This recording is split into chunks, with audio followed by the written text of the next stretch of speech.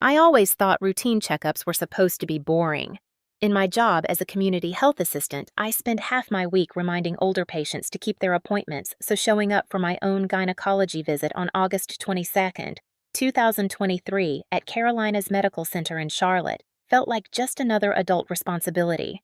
I never expected that the moment I stepped into that exam room, my entire sense of safety would collapse in a single, terrifying instant. The fluorescent lights buzzed softly overhead as I sat on the paper-covered table, trying to ignore the tight, burning sensation that had been following me for months. I kept telling myself it was just stress. My job had been overwhelming lately. I drove all over Gastonia, checking in on seniors who lived alone, climbing stairs in old apartment buildings, carrying portable medical kits, making wellness calls.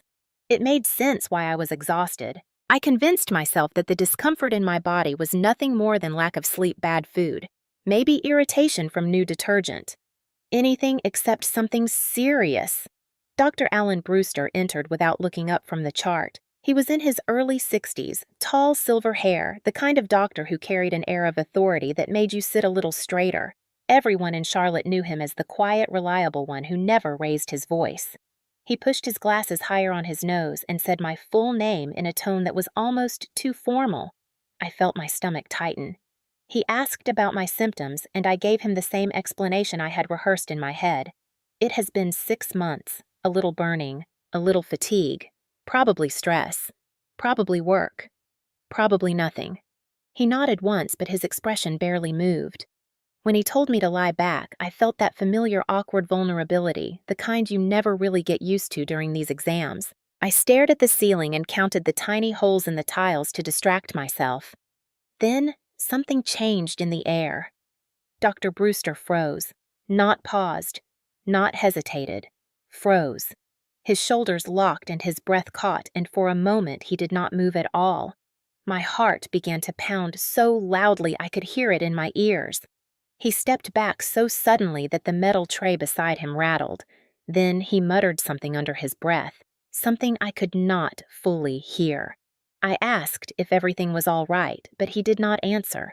He took off his gloves with trembling hands and reached for a new pair, snapping them on faster than I thought a man his age could move. He turned toward the door and called for the nurse, his voice sharp and uneven. That was the moment the fear hit me. I had never seen a doctor react like that, not once in my entire life.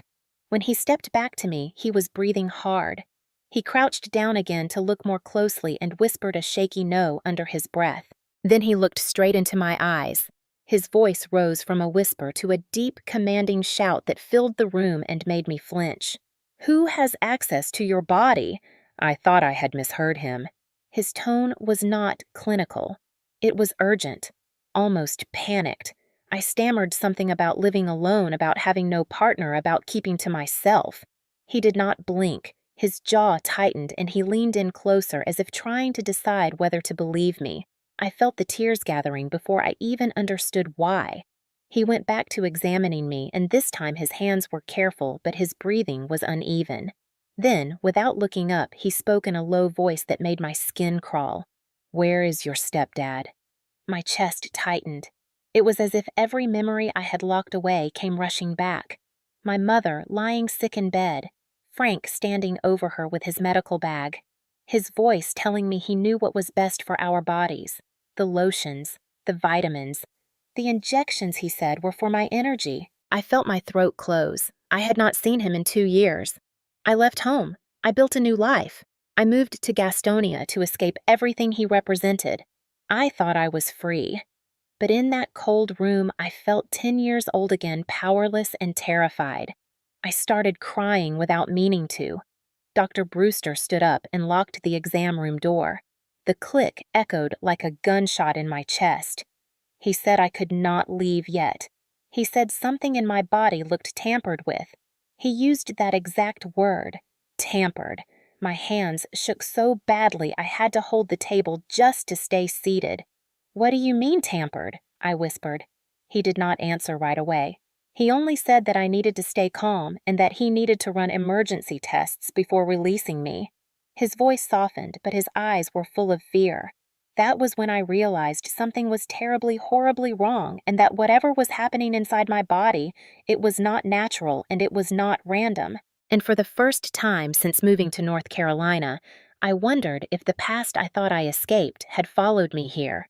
If you have ever had a moment when a doctor scared you without warning, tell me where you are watching from. I read every comment. I was 10 years old the first time I ever heard the name Frank Miller. My mother said it softly, the way someone introduces a man they want you to accept before you have the chance to question anything. He was tall, calm, always carrying a medic bag, even when he was off duty. She told me he worked as an EMT and that he had saved dozens of people in Mecklenburg County. I remember thinking that meant he was a hero. Heroes protect you. Heroes keep you safe. So when he moved into our small house in Gastonia in the fall of 2005, I tried my best to see him the way my mother did. At first he seemed kind, gentle, attentive. The sort of man who knelt down to tie my shoes when I was rushing for school or checked the batteries in our smoke alarms before bed. He made dinner on nights when Mom worked late at the textile mill, leaving sticky notes on the fridge saying, "Eat all of it, sweetheart, because you need to stay strong." I thought it was love. Only later would I realize that love and control can wear the same face in the beginning. By winter, he began tracking every pill bottle in the house. He said my mother did not have the best memory, so he kept a notebook where he wrote down every dose she took. Then he started a second notebook for me. Anything I used, any vitamin, any cream, any supplement, he said it was to prevent mistakes. He said children were forgetful and that he just wanted me to stay healthy. When I got a cold, he gave me warm tea and a spoonful of honey. When I got tired after school, he handed me a vitamin B12 injection he said was for my energy. I never questioned why other kids at school only took gummy vitamins while I was being given needles in the kitchen under the yellow light of the stove. He always spoke softly when he did it. Always used a tone that made me think I was lucky to have someone who cared this much. Mom told me he was just thorough because of his job. She called him dedicated. I called him Dad for a short time because I thought that was what daughters did for men who tried very hard to look like saviors. He checked my temperature even when I said I felt fine. He pressed 2 fingers against my wrist to count my pulse whenever I looked tired. He opened new bottles of lotion and told me to use only his because they were safer. He said store-bought products were full of harsh chemicals that damaged young skin. So I let him hand me jars he mixed in the garage. The smell was always strange, sharp and minty, but he said it was normal. He told me to trust him. After all, he was the one with medical training. Then my mother got sick. It came fast. Too fast for any of us to understand. She started losing weight. She slept during the day. Her skin grew pale. She could not keep food down no matter what she tried. Frank took control of everything. The appointments, the medications, the meals, the paperwork. He said her doctors were overwhelmed and that he needed to manage things more closely. I watched him crush pills into her food. I watched him measure liquids into tiny cups. I watched him whisper to her that he knew what was best. I was too young to understand what was happening, too young to question the fear that settled in my stomach every time he closed the bedroom door behind him to check on her. I sat outside on the floor with my knees pulled to my chest, listening for any sound, trying to figure out what I was supposed to feel. Was this care? Was this normal? Was this what men did when the women they loved were sick? Sometimes he would come out of the room and kneel down to my level. He would smooth my hair and say, "Remember, Lauren, you and your mother need stability, and I am the one keeping you both safe." I repeated those words like a prayer. When he checked on me, I stayed still. When he examined my arms to look for rashes, I did not move. When he applied lotion he made himself, I tried not to flinch at the coldness of it. He never crossed a boundary in a way that could be labeled easily. There was no moment that made sense to report. But the intensity of his attention, the way he monitored every part of my body, created a fear I could never name. It lived quietly inside me for years. The fear grew when my mother passed away in 2012. I was 17 and suddenly alone with him. He became the only adult in the house, the only one who decided when I ate, when I slept, what vitamins I took. Everyone around us said he was doing his best to care for me and that losing my mother must have hit him hard. But I could feel the walls around my life closing in. His rules tightened, his surveillance increased. He watched what I used on my skin. He replaced any soap or lotion he had not personally approved. If I complained of a headache, he appeared with a syringe of something he said would help. I learned to pretend I felt fine even when I did not. I learned to smile even when I was shaking inside. I learned to survive by avoiding any reason for him to turn his focus toward me more than he already did. For years, I told myself that he loved me in his own way, that he was strict because he cared. But a small voice inside me whispered another truth. Something about his attention was not protection. It was possession, and possession never felt like love. If someone has ever tried to control your health choices, tell me in the comments. I read every story. When I finally moved into Pine Ridge Apartments in Gastonia in the spring of 2021, the air felt different. It felt like mine. The complex was nothing fancy.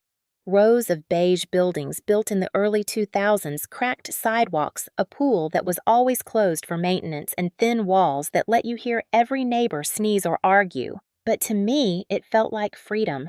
I bought a used Honda CR-V from a retired nurse who lived in Belmont. It rattled on the highway and the air conditioner only worked when the car felt generous. But the day I held the keys, I cried in the parking lot of a Walmart because it was the first major thing I had ever owned that had nothing to do with Frank.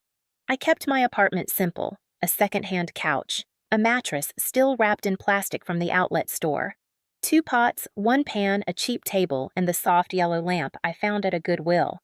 It was not stylish, but it was peaceful.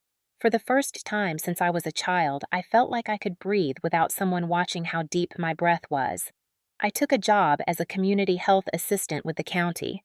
It was meaningful work. I visited seniors who lived alone, helped them take vitals, updated their medical records, checked that they had food and medication, sometimes sat with them just to talk because no one else visited. Some days were heavy and emotional, others were quiet and routine. But it gave me purpose. My coworkers believed I had a normal childhood. They joked about my polite manners and said I seemed like someone raised with stability and care. I let them think that. It was easier than explaining the truth.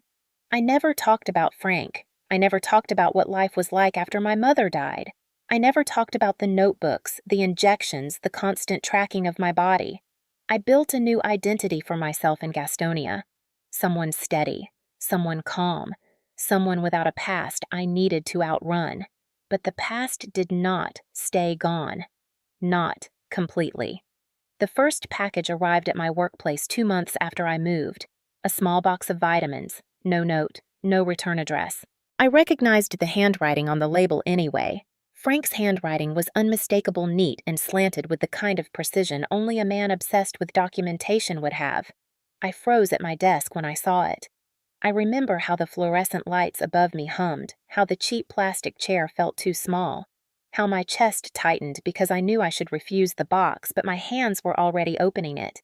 Inside were the same supplements he used to give me at home, the same brand of lotion he used to insist I apply after showers, a small jar of ointment he used when I got rashes as a kid. Everything looked clean, sealed, new. So I convinced myself it was harmless. Maybe he was just holding on to familiar habits. Maybe he still thought of me as family. Maybe sending these things was his way of checking in without overstepping. I threw most of it in a drawer and tried not to think about it again. But the boxes kept coming every few months, always the same items, always with that same careful handwriting. I never confronted him. I blocked his number years before, and I told myself that as long as the boxes stayed unopened or unused, it did not matter. I was free. I told myself that so many times I almost believed it. Then the symptoms started. At first, it was just fatigue. I would come home from a long day and fall asleep on the couch without meaning to. I blamed it on the job. Everyone in community health burns out sometimes. Then came the burning sensation, a sharp heat that would come and go without pattern. I laughed it off during lunch breaks, telling my coworkers it must be detergent, or maybe the water at the apartment complex was too harsh. It did not cross my mind that something could be wrong with me in a deeper way. Why would it? I lived alone. I kept my space clean. I ate simple meals. I was 28 and healthy. There was no reason to think anything in my life was unsafe. Over the next months, the tiredness grew heavier. Some mornings I woke up more exhausted than when I went to bed. Sometimes, after visiting several seniors in the same day, I would feel dizzy for a moment and steady myself by holding a hallway railing or gripping my steering wheel until the spinning stopped. Still, I told myself I was fine. I could not accept the idea that something was wrong. If I did, I would have to revisit memories I had worked so hard to bury. I forced myself to believe stress was the only explanation. Work, heat, dehydration, anything except the fear creeping silently beneath the surface. I never once suspected that the past I had run from could reach into my present. I never once imagined that someone could touch my life without ever stepping into my apartment. I thought I had escaped. I thought distance was enough. I thought adult independence meant I could finally control my own body without anyone interfering. I had no idea that control was already slipping from my hands long before the day I met Dr. Brewster.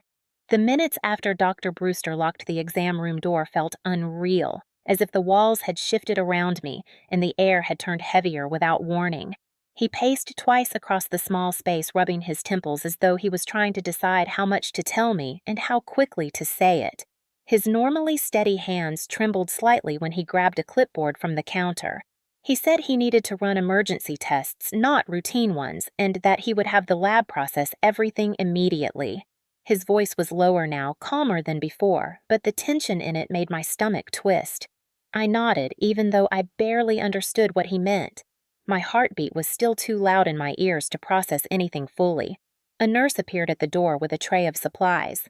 She looked confused that the door had been locked, but she did not ask questions. She drew blood, collected swabs labeled tubes with rapid precision, and passed everything into a sealed transport bag. Dr. Brewster instructed her to mark the tests as urgent. Then he turned to me and asked me to sit up slowly. I pulled the thin blanket across my lap and tried to steady my breathing. He dragged the rolling stool in front of me and sat so close that I could see the faint wrinkles around his eyes, the stress lines etched deeply into his forehead. "Lauren," he said quietly, "I need to ask you questions, and I need you to answer honestly." Every cell in my body tensed. I told him I would. He looked at his notes and then at me again. "Has anyone been staying with you? Anyone with access to your bedroom or bathroom?" I shook my head. "I live alone in Gastonia, Pine Ridge Apartments. I work full-time. I barely even have visitors." He did not react. He wrote something on the clipboard. Then he asked who uses my personal items. Toothbrush, skincare, lotions, anything that touches my skin regularly. My throat tightened. "No one. Just me."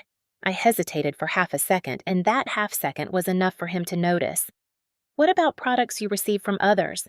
Gifts, packages, supplements, anything you did not buy yourself?" The room spun a little. The packages from Frank rushed into my mind like a fog breaking apart. The vitamins, the creams, the ointment jars, the handwriting on the labels. My hands grew cold. I opened my mouth, but no sound came out. So he asked again, "Has anyone been giving you vitamins or lotions? Someone from your past, perhaps?" I swallowed hard enough that it hurt. "My stepdad sends things sometimes. He has for years. I do not use them often. I keep them in a drawer. It is just habit. He was an EMT. He likes to make sure I am healthy." I said the words quickly as if speed could make them sound less significant. But the doctor's expression sharpened. He studied me for a long moment, then wrote something in capital letters on the chart. I could not see what it was. A knock came on the door before he could say anything else. The nurse returned with preliminary notes from the lab. She handed them to him and stepped back quietly. He flipped the page open. His jaw clenched. He closed the folder and inhaled deeply before facing me again. "Lauren, the lab found irregularities in your hormone panel that are not consistent with natural fluctuations. It means there are signs of manipulation. It can be internal reactions or external exposures." That word manipulation kept echoing in my mind. I tried to understand. Hormones rise and fall. People get stressed. People get tired. Could that not explain it? He continued reading. "There are also traces of certain compounds usually found in irritant stimulants. These are chemicals sometimes used in medical settings, sometimes found in products meant for controlled topical use. They are not harmful on their own unless misused. My pulse quickened. I asked him what he meant by unless misused. He looked at me with a mixture of caution and sympathy. Someone would have to expose you to these substances without your knowledge or combine them in ways they are not intended. That is when the temperature in the room seemed to drop. I felt my fingertips tingle, my throat dried. He was not suggesting an infection or an allergy. He was suggesting interference, a type of exposure that I would not recognize on my own. Possible external interference, he said as he wrote the phrase on a form. He made sure I saw the words. My vision blurred for a moment because it suddenly felt like my past was standing in the room with us. I told him again that I lived alone, that I worked all day, that I rarely even had time for a social life.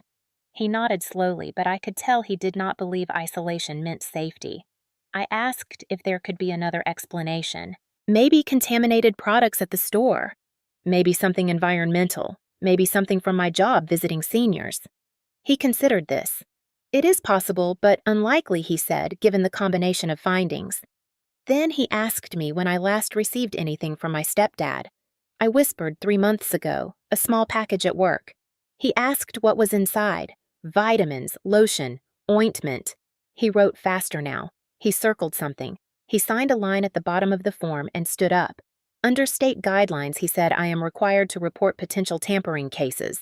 Because you are an adult living alone and because someone may be influencing your health without your consent, I must notify Adult Protective Services. APS. The letters felt heavy. I never imagined my life intersecting with them. The doctor tried to reassure me, saying they would help evaluate my environment and keep me safe during the investigation.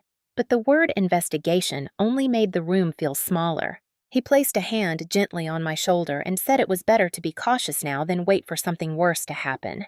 I nodded, even though my entire body was trembling.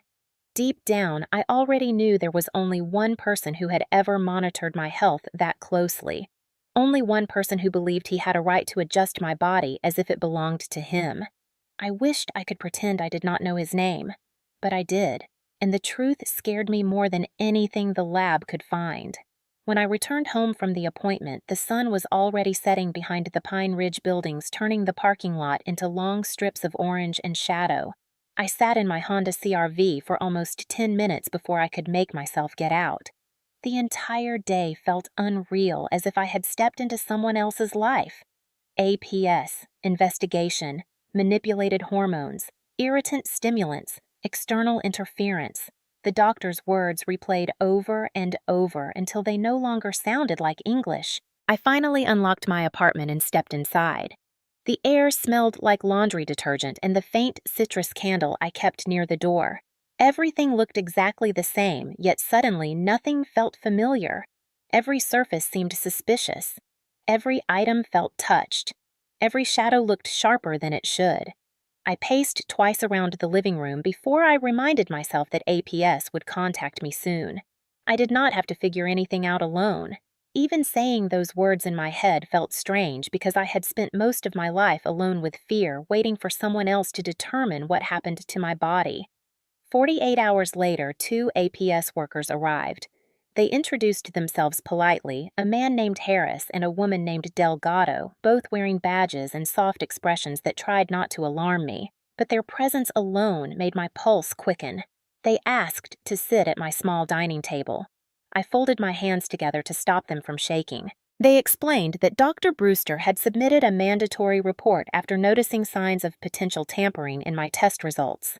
They said APS involvement did not mean anyone was guilty. It simply meant I could be at risk and they were responsible for assessing that risk. Their voices were gentle, but every word felt heavier than the last. Then they asked if they could conduct an environmental safety check. I nodded.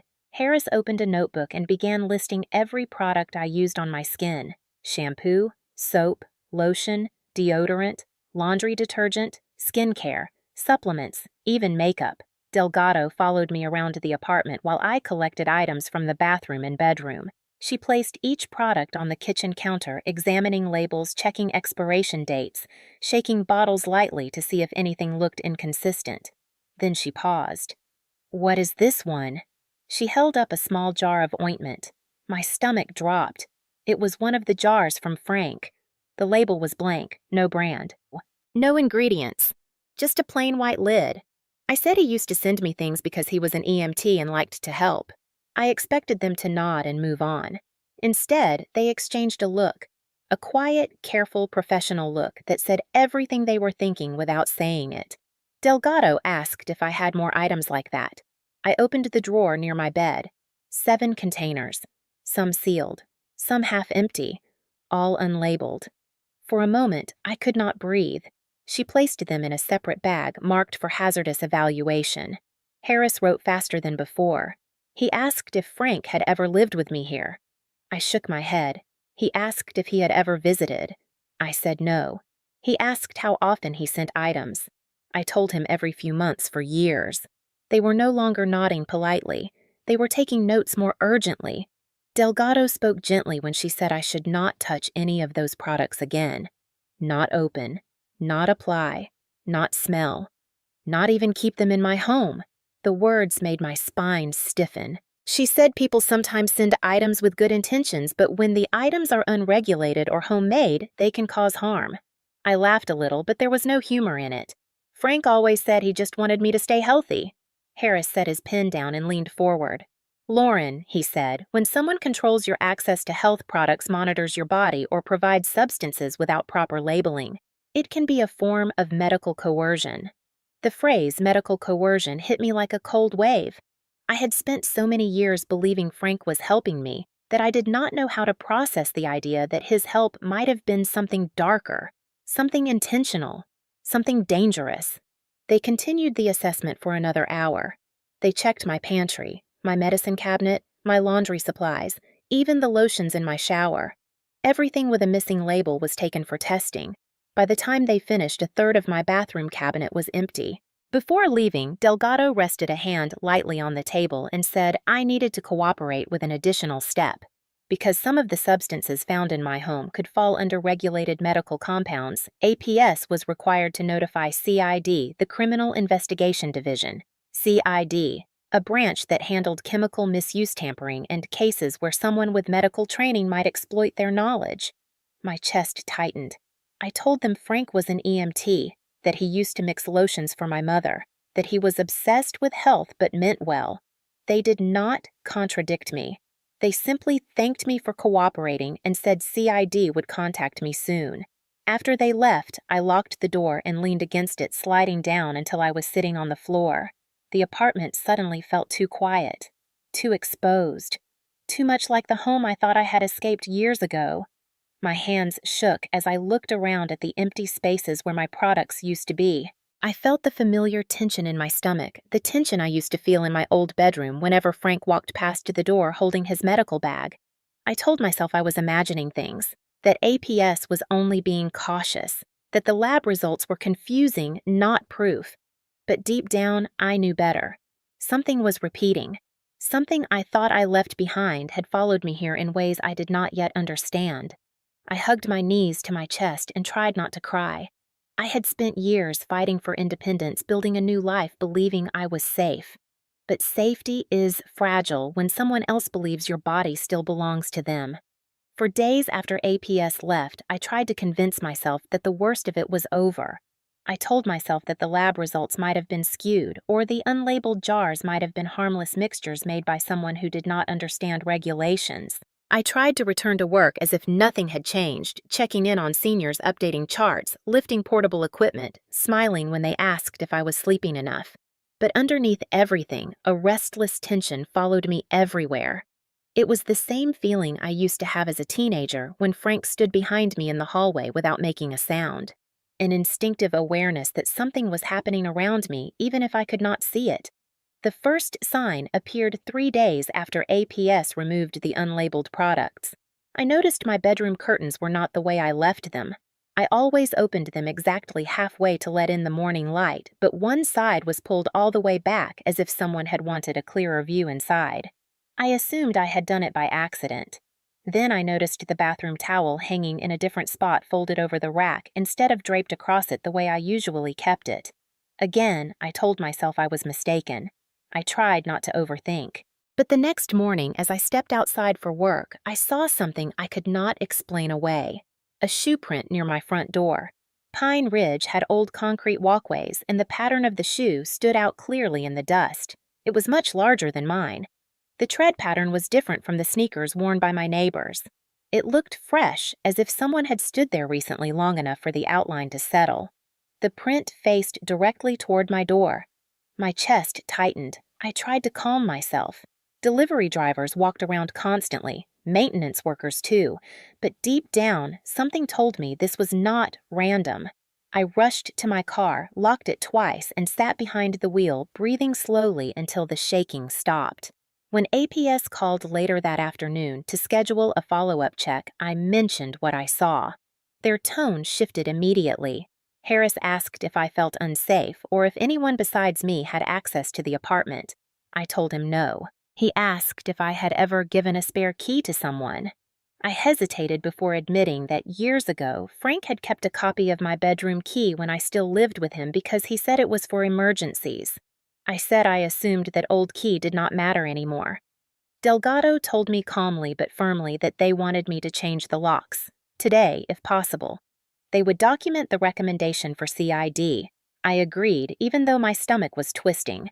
By the time the locksmith arrived the next morning, I had barely slept. Every sound in the apartment felt louder. Every creak in the floor felt like footsteps. I kept checking the window, the door, the hallway outside, as if something might appear at any moment. The locksmith was an older man named Clay, with a gentle voice and a tool belt that jingled softly. He chatted about the weather and the rising rent prices as he removed the screws from my doorknob. I tried to smile, but my throat was too tight. He replaced the lock quickly, then asked if I wanted him to check my other entry points. I said yes. My voice came out barely above a whisper. He inspected the sliding balcony door, tightened a latch on the bathroom window, then moved toward the outlet near the front door. He paused. "That is odd," he said. I stepped closer. He held a flashlight near the outlet plate and angled it slightly. A tiny dark opening glinted back. He unscrewed the plate and tilted it forward. Inside was a small device no larger than my fingertip. "Lauren," he said slowly, "this is not part of any outlet system. It looks like a micro camera." A pressure filled my ears. The room felt distant, spinning outward. I gripped the edge of the wall because my legs weakened beneath me. A camera. In my apartment. Watching me without my knowledge. The locksmith lowered his voice. "I have seen these before in cases where someone wanted to monitor a room without being detected." My breath caught. My vision blurred. A single truth hit me with crushing certainty. Someone had been inside my home. Someone had placed that device there intentionally. Someone who knew how to access electronics. Someone with medical or emergency training. Someone who believed he had the right to monitor me. I covered my mouth as tears spilled down my face. Clay immediately told me he would not touch the device any further. He placed the outlet plate on the counter and stepped aside. I called APS with shaking hands. Harris answered and told me to leave everything exactly as it was. He said they would notify CID immediately. Within an hour, 2 CID investigators arrived at my apartment. They wore dark jackets with their badges clipped to the front and carried evidence bags sealed with colored markers. They photographed the outlet. They documented the angle of the device. They asked me if anyone from emergency services, including EMT personnel, would have had reason to use that kind of camera. I told them Frank had been an EMT for years, that he used to work in field medic situations involving overdose investigations. Their expressions tightened. One of them said quietly that the camera resembled models once used to document patient environments during overdose checks. Not common, not civilian, definitely not something a person should have in private possession. Shock moved through me like a cold flood. This was the second time in weeks that my past had collided violently with my present. I felt myself sinking to the floor, struggling to hold on to reality as the investigators bagged the device. Everything I had worked to rebuild suddenly felt fragile. Everything I believed about my independence felt like an illusion. Frank had found me.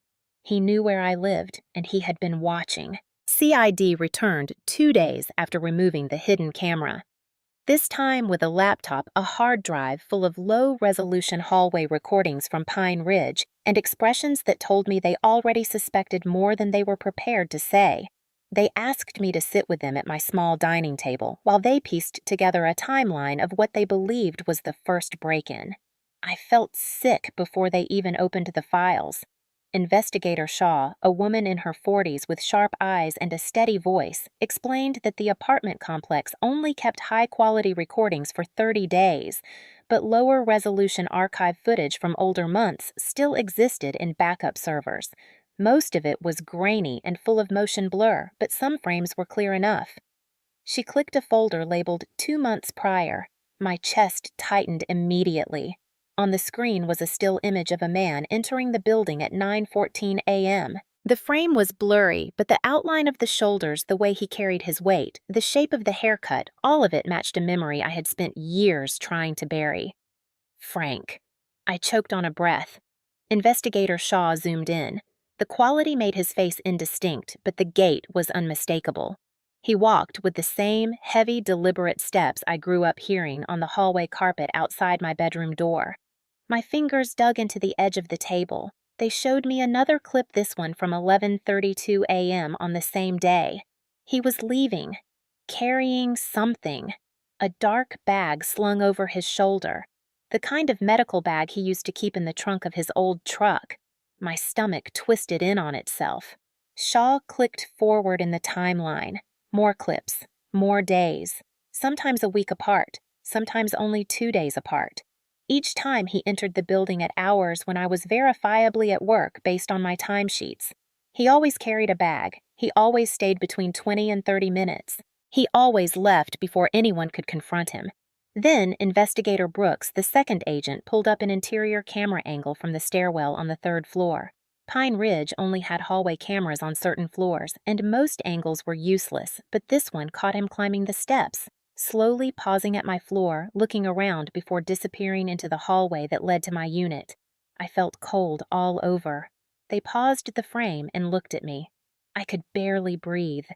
Shaw opened another file labeled Reconstructed Path.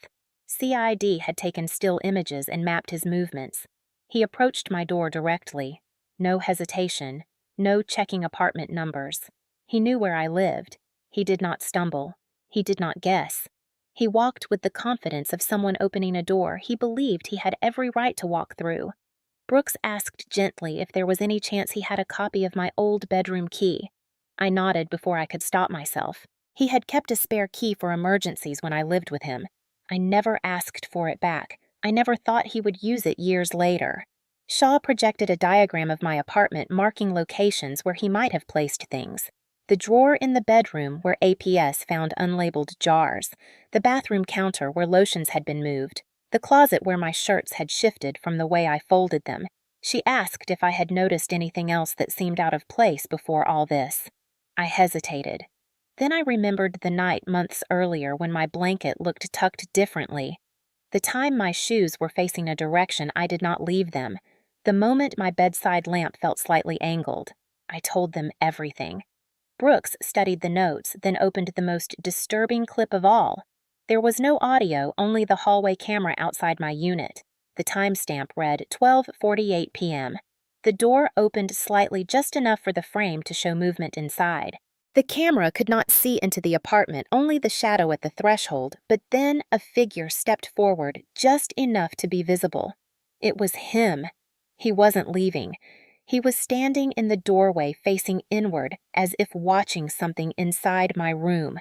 The clip was short, maybe 6 seconds. Then he turned, adjusted his bag, and stepped fully into view. His face turned toward the hallway camera for a brief second, and even with the low-quality footage my breath caught because the angle of his jaw, the slope of his nose, the familiar shape of his shoulder silhouette, was unmistakable. Shaw clicked on the reconstruction notes. They had concluded that he had entered my apartment multiple times over the span of several months. He had walked through my living room. He had stood near my bed. He had opened drawers. He had touched clothing, personal items, skincare. He had moved bottles. He had placed or repositioned the camera. And then Brooks opened the final piece. A video clip recovered from the micro camera's internal storage. It was damaged and partially corrupted, but a few seconds played clearly. It showed a narrow angle of my bedroom. The camera must have been moved or tested before he installed it near the front door. In the frame, Frank stood directly in front of my bedroom mirror. He adjusted the collar of his shirt. Then he leaned closer to the reflection and spoke in a calm, almost soothing voice. "I'm still taking care of you, honey." My lungs felt like they collapsed inward. I grabbed the edge of the table to steady myself, but the room was spinning. Every piece of denial I had clung to shattered all at once. He had been inside my private space. He had touched my things. He had spoken into the emptiness as if he still had a claim on my life. Investigator Shaw's voice softened when she asked if I needed a moment. I nodded because I could not speak. The fear, the betrayal, the violation washed over me until my hands trembled. I felt 10 years old again, standing in a hallway of a house I tried so hard to escape. "If you're still watching, tell me your state and city." I read all of them. The CID agents had barely left my apartment when the lab called Dr. Brewster with the second round of results. He contacted APS immediately, and APS contacted me before the sun even rose the next morning. I was sitting on my couch with a blanket around my shoulders, staring at the empty space on the wall where the outlet camera had been when my phone vibrated. I answered on the first ring. It was Delgado. Her voice was calm, but carried a weight I had not heard before. "Lauren, we received an additional report from the lab. We need you to come in today." My throat tightened. "Is something wrong?" She paused long enough for my stomach to twist into a knot. "We need to discuss this in person." That was all she said. Fear settled deep inside me as I drove to the APS field office in Charlotte. The waiting room was small and almost too quiet, the kind of quiet that makes you hyper-aware of every heartbeat and every breath. Delgado brought me into a private interview room where Harris was already seated with a file open in front of him. He did not look up immediately. He tapped his pen once against the paper and then closed the file carefully, as if preparing himself. "Lauren, the second round of testing identified several compounds in your bloodstream that match substances found in unregulated medical mixtures." The phrase unregulated medical mixtures made my skin crawl. I asked if that meant contaminated products, harmful but accidental. Harris shook his head slowly. "Not accidental. Intentional compounds, irritant stimulants, stabilizers, and something else." He opened the file again and pushed a page toward me. My hands trembled as I looked at the list. I did not recognize most of the names, but one line stood out highlighted in yellow. A chemical agent commonly used in rapid absorption creams, one I remembered only from a single painful chapter of my life. My mind flashed back instantly to 2014. I was 19, healthy, busy with school, trying to get through the first year without my mother. One morning, I woke up with an angry red rash spreading across my arms and neck. It burned so badly I cried in the bathroom. Frank had been the first one through the door. He told me it was just an allergic reaction, that he had a topical mixture that could calm it instantly. He brought out a jar of cream with no label, the same kind he always used, the same kind he said he made himself because store-bought products were filled with bad ingredients. I let him apply it because I trusted him. I did not know any better back then. Within minutes, the burning eased. The redness faded. He said proudly, "See how I take care of you." I did not question it. I did not ask why other treatments had not worked. I did not wonder why he had that specific mixture ready. I accepted it because he told me it was love. Now, sitting in that APS interview room a decade later, I stared at the lab result, unable to breathe properly. The same compound from that cream. The same one linked to my old rash. It was in my bloodstream now. Delgado leaned forward gently. "Lauren, do you understand what this means?" I nodded, even though my entire body shook. It meant someone had exposed me to a substance I had not used in years. It meant it had entered my system recently. It meant that whatever had made me sick 6 months ago was not environmental or accidental. It meant it was familiar to the only person who had ever mixed that substance near me. My voice cracked when I finally spoke. "This is from Frank, isn't it?" Delgado did not confirm, but her silence said everything. Harris folded his hands on the table and explained the next step. because the lab results strongly suggested chemical exposure over time, and because the compound matched a past medical incident tied to a caregiver relationship. APS was categorizing my situation, not as a simple health concern, but as a potential tampering case. A phrase with legal weight. A phrase used specifically when someone interferes with another person's body without consent. I felt like the air had gone out of the room. Harris continued, "For your safety and for the integrity of the investigation, we need you to undergo monitored evaluation for 48 hours at the Carolinas Medical Center." My chest tightened. I asked if I had a choice. Harris answered carefully, "You do, but delaying evaluation could make it harder to determine the full extent of exposure. And if further signs appear, we risk losing valuable evidence." I understood what he meant. If I went home and something happened, if any traces disappeared, if any symptoms worsened, it would complicate everything. I stared down at my hands. One detail I had not told them yet came back to me. 2 weeks earlier, I had found one of Frank's jars slightly open in the drawer, even though I had not touched it. I thought I had imagined it, but now I knew I had not. My stomach twisted into a knot so tight I could barely sit upright. I whispered, "I will go." Delgado nodded with a mix of relief and sadness. They arranged transportation for me because they did not want me driving alone. APS policy, precaution, safety measure, but it felt like being escorted somewhere because I was a target, or evidence, or both. When we arrived at the hospital, the medical staff already had instructions: a private room, restricted access, controlled intake of any substances including skincare and soaps. They monitored everything I touched, everything I ate, everything that came near me. It felt invasive and protective at the same time, as if I were a crime scene and a patient simultaneously. That night, I lay in the hospital bed staring at the dim ceiling lights, trying not to cry. The nurses whispered outside my door. I heard fragments of their conversation. Tampering, unauthorized exposure, APS involvement, possible EMT connection. Every word made my chest ache. I thought leaving home at 18 had freed me. I thought moving 2 cities away had built a wall between me and the past. I thought a locked apartment door would keep me safe. But Frank had always believed my body was his responsibility, his project, his proof of competence. And now the evidence showed he had found a way to keep controlling me long after I left. And this time it was not a memory. It was inside my blood. I had been in the hospital for almost 30 hours when CID called APS with an update. Delgado and Harris came to my room together, their expressions tighter than before. Delgado sat at the edge of the chair beside my bed and said my name carefully, the way people do when they know the next sentence will hurt. "Lauren, something happened last night at Pine Ridge." My pulse spiked instantly. Harris held a tablet in his hands and turned it toward me. The screen showed a still frame from the apartment complex security camera. It was nighttime. The walkway lights cast a harsh yellow glow across the concrete.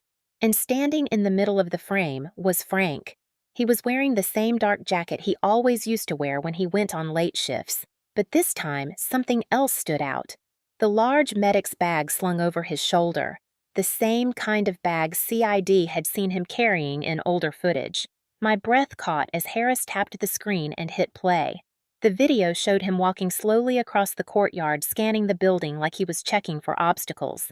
He kept adjusting the strap of his bag as though preparing for something, preparing to enter, preparing to apply something, preparing to continue what he had been doing for months without my knowledge. I gripped the blanket tightly. Harris said they had set up temporary surveillance after the hidden camera was discovered. They expected him to return eventually, but not so soon. Not while APS and CID were actively involved. Not after the investigation had already escalated. But Frank had always believed he was untouchable, that he knew more than everyone else, that he was right even when the world told him he was wrong. Harris continued the video. 2 CID agents positioned out of frame at first suddenly stepped forward when Frank reached the stairwell entrance. They announced themselves. He froze for only a moment, then immediately tried to retreat, gripping his bag tighter as though it were a lifeline. When the agents tried to block his path, he bolted toward the parking lot. Harris switched to the next camera angle. The footage changed to a view near the mailboxes. Frank sprinted across the pavement, moving with a frantic, uneven stride. The agents chased him, shouting commands that echoed faintly through the recording. "Stop! Hands where we can see them! Do not run!" But he did. He ran harder, faster, like someone convinced he was in the middle of a rescue mission that only he understood. Then the next angle, the parking lot. Cars lined in two neat rows, motion-activated lights flicking on as they passed. Frank stumbled behind a silver Honda and tried to vault between the rows, but one agent reached him and grabbed his arm. Frank twisted violently, swinging the medic bag forward as if trying to shield it from being inspected. The audio was faint, but the microphone near the gate picked up his voice clearly enough. "She's sick. She needs me. She'll die without me." The words sliced through me, not because they were new, but because they were exactly the same thing he used to say when I was a teenager and got a cold or a fever or a minor rash. He always framed control as protection, always insisted that only he knew how to take care of me, always blurred help with ownership. Seeing him scream those words in a parking lot chased by investigators clutching a medic bag filled with God knows what made everything inside me collapse. On the screen, the agent forced him to the ground. Frank tried to fight kicking and thrashing as though they were hurting me instead of him. It took both agents to pin him long enough to pull the bag away. CID later told me the bag contained syringes, topical compounds, several vials with handwritten labels, and a pair of latex gloves. Not illegal on their own, but enough to raise alarms, enough to confirm intent, enough to show he did not come to my apartment empty-handed. Seeing the image of the bag sealed in an evidence pouch felt like another blow. Harris looked at me carefully before continuing. Frank was taken into custody. My stomach twisted. "Is he still there?" Harris shook his head slowly. "Not anymore."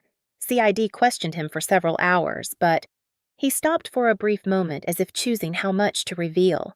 "There is not yet enough direct physical evidence tying him to the exposure in your bloodstream. Surveillance proves repeated unauthorized entry, suspicious behavior, items found in your home, the hidden camera, and the bag he carried last night. But none of that legally proves he tampered with substances inside your apartment." A hollow feeling spread across my chest. "I asked when they released him," Delgado said early this morning. His voice was erratic during questioning. "He insisted repeatedly that he was trying to help you. He said you were sick and did not know it. That you needed him to manage your health the way he used to." The room felt smaller, warmer, harder to breathe in. I pictured him walking out of custody, indignant and offended, convinced he was the victim of misunderstanding. Convinced the world was wrong for intervening. Convinced that I was in danger without him. That phrase he yelled in the parking lot echoed through me again. "She'll die without me." It made me nauseous, because it sounded less like concern and more like a threat disguised as devotion. I asked APS what would happen now. Delgado said the investigation would continue. CID would build a stronger case. And because I was under medical observation with controlled exposure, any new findings would help determine whether he had been interfering over time. But until they had irrefutable proof, he was free. Free to walk around, free to think he was right, free to believe he still had a claim to my life. My hands trembled under the blanket. For the first time since childhood, I felt the crushing weight of being watched, even when I was in a hospital room with the door closed. I whispered, barely above a breath, "Does he know where I am?" Harris answered honestly, "We do not believe so, but he has shown he is willing to find you before. And that is why we are not stepping back." My heart pounded painfully. Frank was no longer a distant memory. He was a present force. A force convinced he was saving me. A force who believed my independence was a danger to myself. A force who had already crossed every boundary without hesitation. The kind of force investigators cannot reason with. The kind of force victims fear even in locked hospital rooms. I was released from the hospital less than a week after CID caught Frank at Pine Ridge. APS believed it was safe for me to return home, as long as surveillance and check-ins continued. I wanted to stay in the hospital forever, where there were cameras and nurses and people who could run into the room if something went wrong, but I knew I could not live there and pretend it was a real life. So I went back to my apartment. I cleaned every surface. I washed the bedding twice. I opened all the windows even though the November air was too cold. I needed the smell of disinfectant and hospital soap to fade out the stale fear that lingered in every corner. For a few days, nothing happened. I went to work, came home, locked the doors, double-checked the windows, triple-checked the new deadbolts. I kept the lights on longer than usual and slept with the TV playing quietly in the background because silence made me flinch at every creak in the walls. I kept reassuring myself that he had been caught once and surely that would scare him. Surely a rational person would stop. Surely he understood now that I was not alone. I believed that lie all the way until the night everything fell apart. It happened on a Tuesday. I had just finished a long shift visiting homebound seniors who needed extra help during the holidays. By the time I got home, my legs ached and my eyelids felt heavy. I forced myself to make dinner, but barely ate any of it. I locked every door, checked every window again, and showered quickly before collapsing into bed. I fell asleep instantly, still wearing the sweatshirt I had thrown on after work. The next thing I remember is waking up to heat, not the warmth of blankets or the stuffy air of a closed apartment. This was inside my skin, a burning that pulsed through my arms, my chest, my legs, as if my body had been lit from within. My heart raced so violently I could hear it in my ears. When I tried to sit up, the room spun violently, the ceiling tilted, the walls blurred. My breath came shallow and fast, like someone was pressing a hand against my chest. I tried to call for help, but only a choked sound came out. Panic rose through me sharply, and I reached for the edge of the mattress, but my fingers shook uncontrollably. My throat felt tight as if something was swelling inside. I swung my legs off the bed and nearly collapsed when my feet touched the floor. The burning intensified. My skin felt raw and feverish. The only thought that repeated in my mind was not this, not again, not my body, not like before. I forced myself to crawl toward my phone on the nightstand and managed to dial 911 before the dizziness overtook me.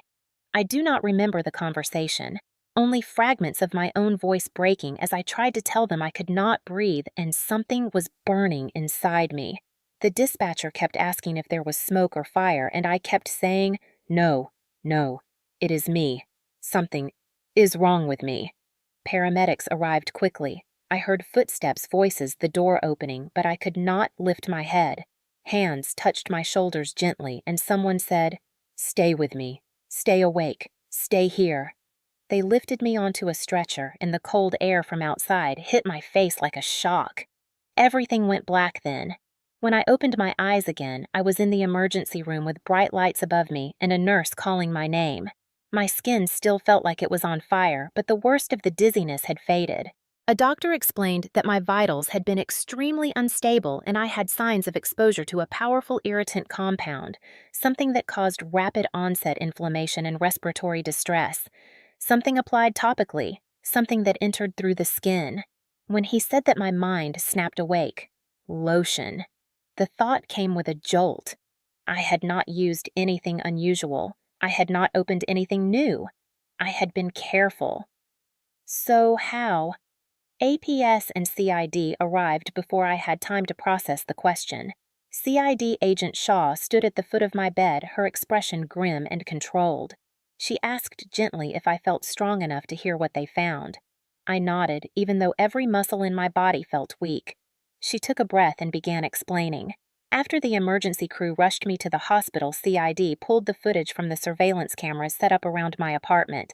The hallway camera showed someone entering my unit at 2:17 a.m., someone who did not hesitate even for a second. Someone who used a key I did not give him.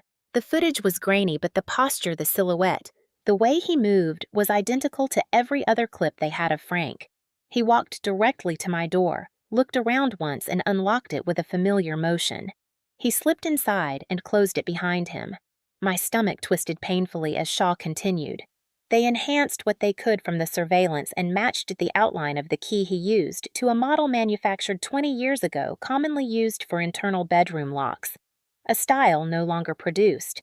The same style used in my childhood home, the same style he kept a spare copy of. I felt sick. Then Shaw delivered the worst blow. The paramedics reported finding a bottle of lotion on my bedside table, the same lotion I had used earlier that day. The bottle still warm as if someone had handled it recently. CID took it to the lab. The compound found inside was not the brand listed on the label. It contained a high concentration of an irritant similar to the one discovered in the earlier batches, a substance that would cause burning and breathing difficulty within hours of skin contact, especially after a shower when pores were open. I felt the air leave my lungs. He had been in my room, in my apartment, standing inches from where I slept.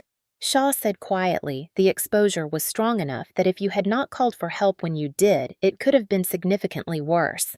I closed my eyes and felt tears slip down my temples. The burning, the dizziness, the choking breath, all of it had been deliberate. Not an accident, not contamination, not some freak coincidence. Deliberate, targeted, done with intention. CID confirmed this was the second break-in and they now had stronger evidence of tampering, but because the footage did not capture his face directly, they still needed more to secure an immediate arrest. I could not believe what I was hearing. A man could break in twice, leave chemical substances in my home, nearly kill me, and still walk free because of legal technicalities. Shaw assured me they were moving as fast as the law allowed. But the only thing I felt was terror. Terror that Frank had escalated. Terror that he believed I needed him more when I tried to live without him. Terror that he would not stop until my independence was gone, or my life was.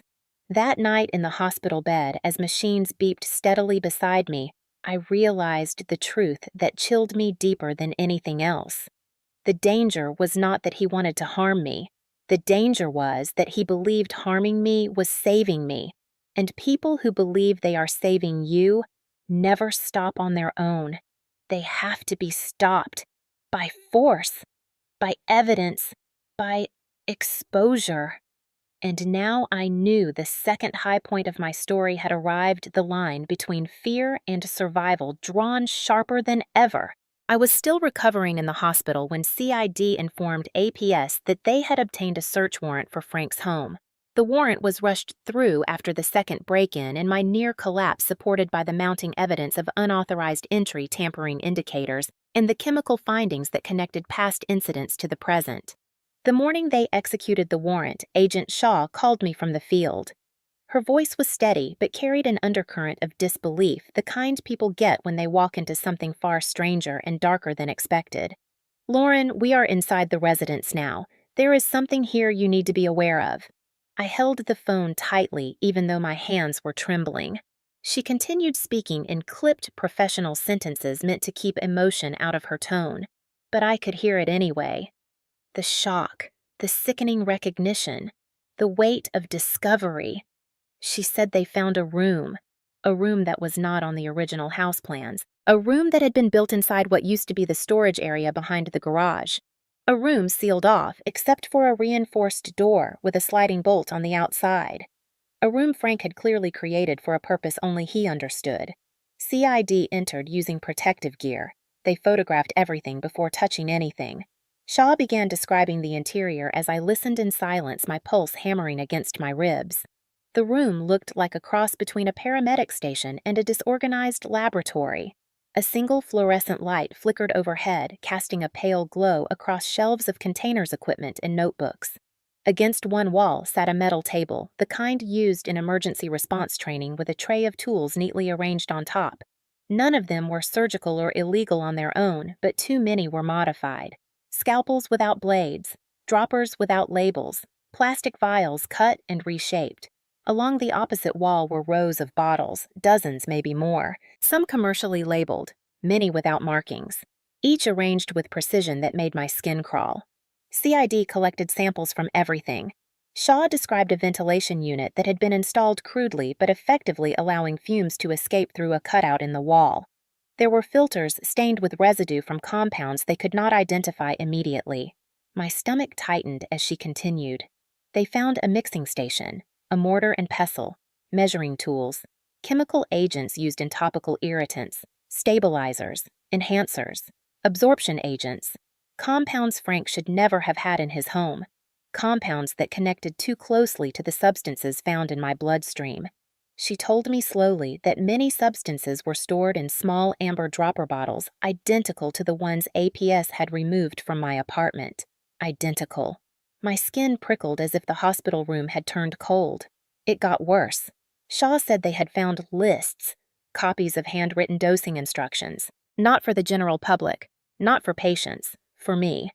My name written over and over across pages, full name, middle initial, birth date, and beneath each heading were notes written with the same controlled handwriting I had seen all my childhood. Dosage increases, skin exposure durations, notes like apply lightly to neck after heat exposure and monitor redness or reduce mixture if she experiences dizziness. My breath hitched painfully. I felt like the hospital walls were shifting in on me. Shaw paused, then told me they had found a binder, a thick one.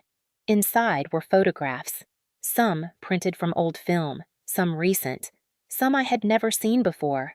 Me at 10 years old standing in the backyard with a scrape on my arm. Me at 12 sitting on the couch with a cold pack pressed to my forehead.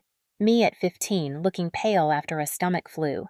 Me at 17 after my mother's funeral with my eyes swollen from crying. And then, newer ones taken without my knowledge. Images from the last few years. Me entering Pine Ridge. Me unlocking my car. Me carrying groceries. Me sitting by my apartment window reading. None taken close up, all taken from a distance, but unmistakably me. My chest tightened painfully. I asked how he had taken them. Shaw said that based on the angles they believed he had been following me around Gastonia long before I knew he had found me. Long before any signs appeared in my bloodstream. Long before the break-ins. She continued. There was also a notebook, leather-bound, worn at the edges, filled cover to cover with his observations. Daily logs, references to my habits, my moods, my energy levels, my diet. And then one line she read aloud because she believed I needed to hear it directly. She's only stable when I adjust her. She doesn't know what's right for her body. Every part of me froze. The words were so familiar.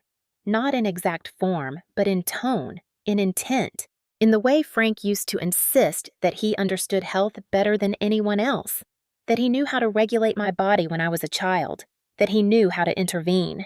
The notebook continued with notes about monitoring my independence, keeping me safe, preventing me from drifting, and one sentence that made my blood turn cold. She will fall apart without my corrections. She always has. I could not speak for several seconds. The world around me felt blurred and far away. Frank had not merely been controlling or obsessive. He had constructed an entire framework where he saw himself as my caretaker, my regulator, my stabilizer, where I was not a person but a project, a body to monitor, a body to calibrate, a body he believed he had the right to adjust. I finally whispered what now. Shaw answered quietly. We are building a full tampering case. We have documentation, chemicals, tools, footage, notes, photographs, and evidence of repeated unauthorized entry. We are preparing a formal arrest file for the district attorney. She said they were no longer hunting for proof. They were assembling it, organizing it, strengthening it, turning it into a case that could withstand every legal challenge. My body trembled as she spoke. It felt surreal that everything I feared but never named had been laid out in physical form inside his home, like proof of a nightmare made real. Shaw explained that once the analysis of the collected substances matched the irritants found in my bloodstream, the case would shift from suspicion to confirmation. That meant protective orders, arrest warrants, charges related to chemical endangerment, harassment, unauthorized access, and tampering. I asked her if he knew they had searched his home. She said no, not yet. He was not present during the search, and they had temporarily detained him for questioning on unrelated grounds to prevent interference. But once the case file was completed, he would face charges directly. When the call ended, I lay in my hospital bed, unable to move for a long time. Everything in that room, the chemicals, the photos, the notes, was proof that my fear had been justified for years. Proof that he had never let go. Proof that he had been watching me not because I needed help, but because he needed control. And now CID had everything they needed to hold him accountable. The file was coming together, the arrest was approaching, and for the first time in years I felt a fragile flicker of something close to hope. I did not think I would ever see Frank again face to face. I assumed CID would handle everything, quietly file charges, and move him into custody without involving me directly. But when the district attorney reviewed the timeline, the lab reports the break-in footage, and the discovery of the secret medical room, she requested a victim confrontation session. Controlled, monitored, recorded in full, designed to capture statements that might otherwise never surface. CID asked if I was willing to participate. My instinct was to refuse. The idea of sitting across from him again felt suffocating, like stepping backwards into the childhood bedroom I had worked so hard to escape. But then I remembered the notebook, the photographs, the chemicals, the phrase, "she's only stable when I adjust her," and somewhere inside me a fire lit. I wanted him to hear me. I wanted him to know the truth he had buried under his twisted idea of protection. So I agreed.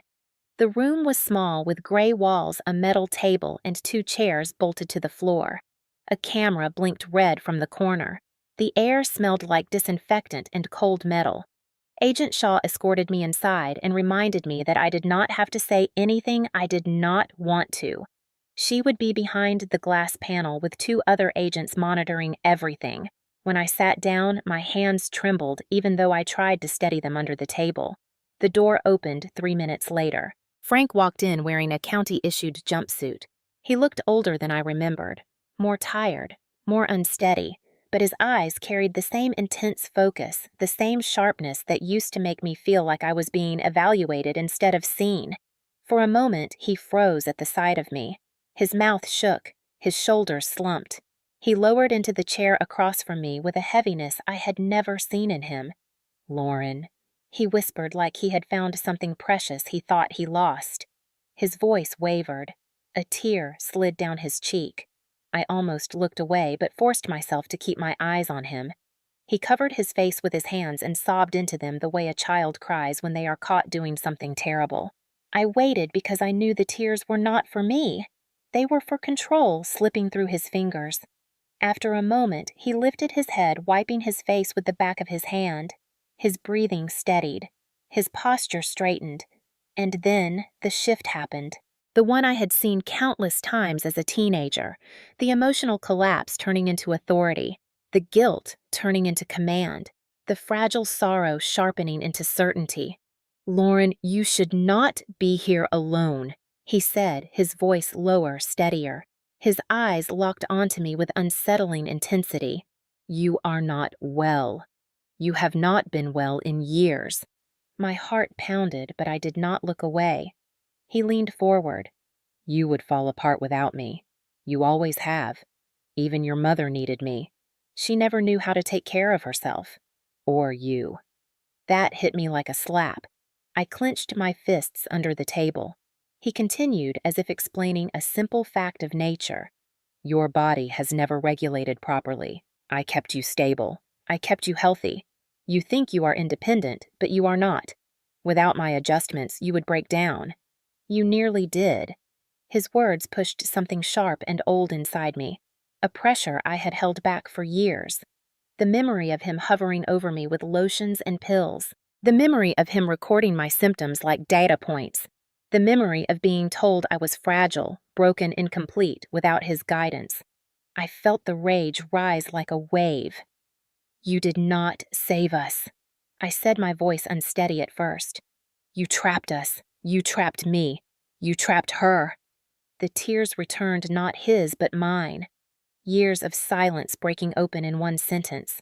His expression tightened. His jaw twitched. He slammed his palm down on the table, and Agent Shaw's voice came sharply through the intercom, telling him to sit back. He ignored it. He glared at me with the same fire that had terrified me as a child. "You belong with me," he yelled, the force of it vibrating through the metal table. My breath caught, but I refused to look away. He pounded the table again. "You belong with me. I made you healthy. You were safe with me. Safe, safe, safe." The intercom repeated commands for him to sit, but he kept leaning forward, his voice cracking with fury and desperation. "They do not understand," he hissed, jerking his head toward the mirrored glass. "They do not know you. They do not know what you need. I kept you alive. You think you survived on your own. You think you are strong, but you are sick. You have always been sick." My voice finally rose to meet his. "I am not sick. You hurt me. You controlled me. You decided what happened to my body without my consent. You followed me. You entered my home. You poisoned my things. You watched me. You did this. Not me. Not my body. You." For the first time, his face twitched with uncertainty. Just a flicker, but enough to show that something I said broke through the wall of his delusion. He sat back, breathing heavily. His hands shook on the table. Then the old certainty returned, and he muttered words meant only for himself, but the microphone caught them clearly. "She does not know what is right for her. She never has. She needs structure. She needs correction. She needs me." Every word was a knife. The agents behind the glass typed rapidly as the recording captured every syllable. Agent Shaw tapped the glass twice, signaling the end of the session. 2 officers entered immediately. Frank reached toward me as if trying to grab my hand. "Lauren, please listen to me," he begged, eyes wide, almost frantic. I pulled my hands back. He repeated my name again and again, but I stayed still silent, unmoving. The officers restrained him gently but firmly. As they lifted him from the chair, he twisted his neck to look back at me. His voice cracked with a mix of desperation and authority. "You cannot live without me. You will see." They pulled him out of the room. The door slammed. Silence fell so thick it rang in my ears. I finally exhaled a breath I felt like I had been holding for 17 years. My hands trembled uncontrollably as the weight of everything washed over me. The recording had captured it all: the delusion, the control, the obsession, the confession hidden inside self-righteous certainty. CID now had more than evidence. They had his words, his raw, unfiltered truth. And for the first time since childhood, I felt something close to power inside my chest. He no longer controlled the story. I did. The morning of the hearing at the Mecklenburg County Courthouse felt unreal, like waking up inside someone else's life. The sky was gray, not stormy, just the dull kind of gray that makes colors look washed out and buildings feel colder. APS had arranged transportation for me because they did not want me arriving alone. Even walking from the curb to the courthouse doors felt heavy, as if the air had thickened around me.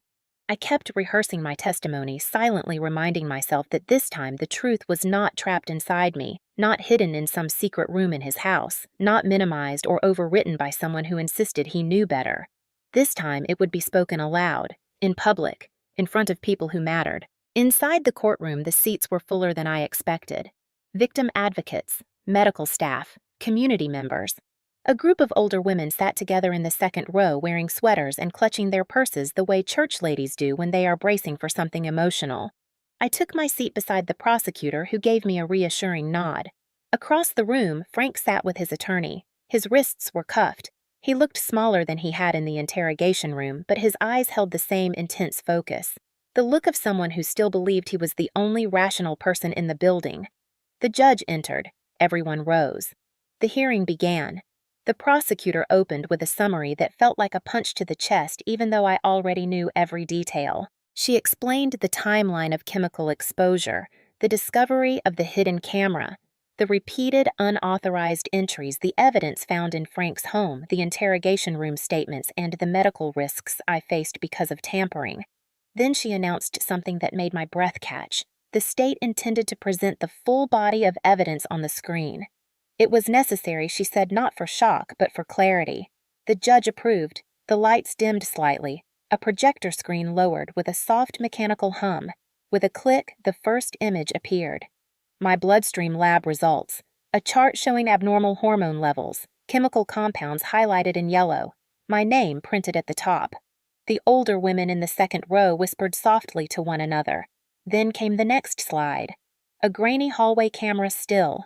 Frank entering the building at 9:14 a.m. with the medic bag on his shoulder. A woman in the gallery gasped. The prosecutor clicked again. Footage of him leaving 29 minutes later carrying the same bag but heavier looking as if something had been placed inside or taken out. Then the next slide. A clear frame from another day. Frank standing in front of my apartment door, unlocking it with a key. Not jimmying it. Not breaking in. Unlocking it. Calm, deliberate, practiced. A wave of murmurs swept across the room. One of the older women covered her mouth. Another said softly, "Oh, my God," the prosecutor continued. She pulled up a photograph from the secret room behind Frank's garage. Rows of unlabeled chemical containers. A mixing station. Tools. Absorption agents. Irritants. Stabilizers. The words the jury saw on the slide were chemical endangerment and controlled substance manipulation. Another slide. My name written on the top of a dosing chart. Underneath, instructions in Frank's handwriting. Adjust exposure after heat. Increase concentration if she appears fatigued. Monitor compliance. I could hear people shifting in their seats. A low ripple of anger moved through the gallery like a physical current. Then the next slide. A close-up of the notebook, the line that had haunted me since the moment CID read it. She's only stable when I adjust her. She doesn't know what's right for her body. At that moment, the quiet hum of the courtroom broke. Someone in the gallery whispered, "Oh, Lord, have mercy." One of the older women pressed a tissue to her face. Another shook her head hard, muttering, "That poor girl." I sat stiffly, gripping my hands in my lap. My chest ached as each piece of evidence flashed in front of the whole room. It was the first time my private nightmare was displayed not as confusion, not as doubt, but as proof. Then the prosecutor showed the recording, the interrogation video. The speakers crackled softly before Frank's voice filled the courtroom. At first, he was crying, saying my name, saying he was sorry. But then, the shift. His voice turned cold, authoritative. "You would fall apart without me. You always have. Even your mother needed me." Gasps echoed around the room. Then my voice, shaking but strong. "You didn't save us. You trapped us." The next sound was the slam of his hand on the interrogation table. Then his scream, "You belong with me." The courtroom jumped at the volume even though it was a recording. An older woman in the second row flinched visibly. Another whispered, "Jesus Christ." The judge raised a hand for quiet, but the emotion in the room was too strong to disappear instantly. The video continued, his muttering, his delusional certainty. "She cannot live without me. She never has. She needs correction. She needs structure. She needs me." When the recording ended, a suffocating silence fell across the room. Heavy, horrified, angry, the prosecutor turned to the judge.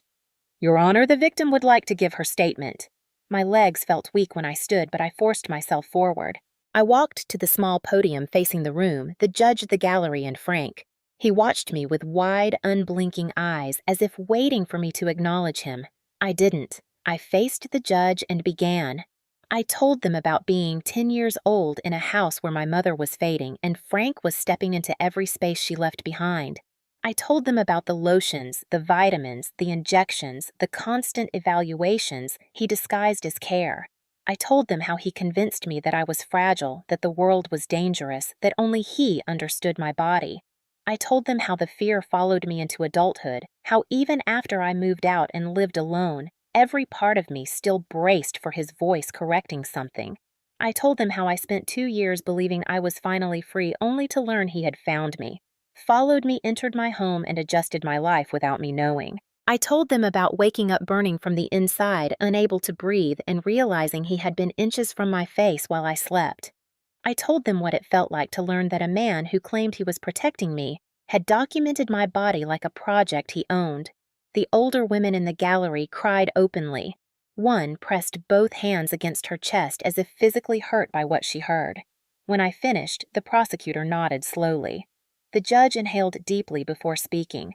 She reviewed the charges one by one: tampering with medical substances, unauthorized entry, harassment, chemical endangerment, stalking. Each word landed with the weight of something final, something irreversible, something earned. The judge described the danger I had been placed in, the pattern of obsession spanning years, the calculated nature of his actions, and the ongoing risk he posed. Then she delivered the sentence: 12 years in state prison, 0 possibility of early release, lifetime restriction of contact, permanent protective order, prohibited from approaching me, my workplace, my residence, or any location connected to me for as long as he lives. Frank's face broke when she said lifetime. He inhaled sharply as if someone had hit him. His attorney touched his arm, but he jerked away.